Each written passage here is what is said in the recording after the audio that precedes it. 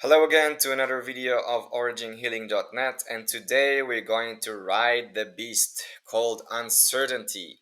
Nobody likes uncertainty. Nobody. From the dawn of humanity, people use divination tools in order to try to predict the future. They would look at the seasons change and the stars and try to see the cycles of nature in order to prepare themselves for the next to come, which means that as creatures, we do not like uncertainty because uncertainty brings us to survival mode. We don't want to be and we cannot be in survival mode all of the time because it exhausts our natural energy and resources.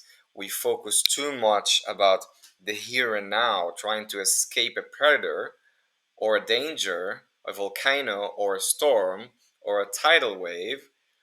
We cannot focus on anything else but survival, which means that if we cannot see a distant future that is calm and peaceful, everything in between is survival mode because we don't know what's going to happen. So, today we're going to talk about uncertainty and how to embrace it. And I think embracing is one of the best metaphors I can give you because when you transform your life in the midst of your midlife crisis, in the midst of any turbulence in your life, you don't know when it will end. Because if you would know when it will end, then that's not uncertainty. It's certain it will end next month. Okay, then you can brace yourself and everything will be fine if you just hold it for one more month. That's usually fine and most people can handle it. But we become uncertain when we don't know when the outcome will happen, and we don't really know what the outcome will be. So embracing uncertainty, and if you ever held a raging dog or if you ever held a kid in tantrum, you know that you actually sometimes need to embrace them really, really gently but very firmly and let the storm calm down by itself, right? The kid in tantrum will scream and scream and cry and try to kick and punch, but you keep on holding them tightly, not to break them, but lovingly holding them, knowing that eventually this energy surge will subside, and then you can let go and let them go on their way, exhausting all this negative energy that just wants to go out. Same with dogs. If you have two dogs on the street fighting and you have to hold until one of the dogs releases a little bit, you can pull them away and continue walking, right? But they will be so focused and so raging against the other dog, you just have to keep holding and holding and holding, not pulling too hard and choking them with the leash, right?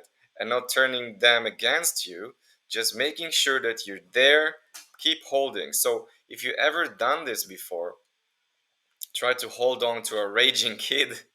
It's almost like riding a raging a bull in the Luna Park ride, right? In the fairs. So that's the metaphor I can give you. And if you can hold enough time not to exhaust your powers, then you can transcend to the next phase.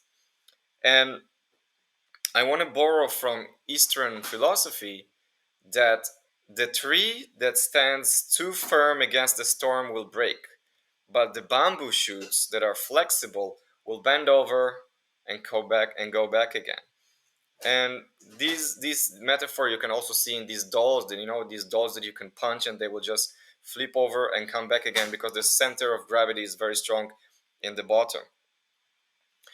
So in times of turbulence, in times of upheaval, in times of family dispute, divorce, financial crisis, whatever is postponing your outcome and maybe even derailing them for a bit, or maybe even for long. Maybe you really have a goal in your life that in the next 2 years you want to change your profession and change your career, or in the next 2 years you have to finish with this long devastating divorce process because you really want to move on. But then suddenly something comes up and cuts everything in the middle, like an illness or an economic crisis or a natural crisis in your area, and suddenly everything changes, all the cards are reshuffled, and you cannot really plan ahead too much. So this is where being flexible comes into play, because You cannot plan anything. If you don't know what's going to happen, you cannot really count on anything. And this naturally brings our ability to predict to a very, very small and short window of only today, maybe only this week, maybe only up to this month, and that's it. You need to put your long term plans aside, keep them someplace in order to for you to have hope and inspiration that this will happen finally one day, but you don't really know when. And look into the near future. This is flexibility from the mental state because you have to react to every single turn that's going to happen in the next few days or in the next few weeks or in the next few months. So keep your resources more on the near term so you can actually react to all the changes that are coming and all the swift decisions that you might have to take, and less resources on the future because you don't really know how much time you will need and how much resources you will need. And then you cannot really take all the resources from the far future because you still need some hope. And here is an unpredictable, uncertain cat. So, my offer to you in these times of uncertainty, whether it's with your family, with your health, with your financial situation, is to make a list. What can you control now? What you cannot control?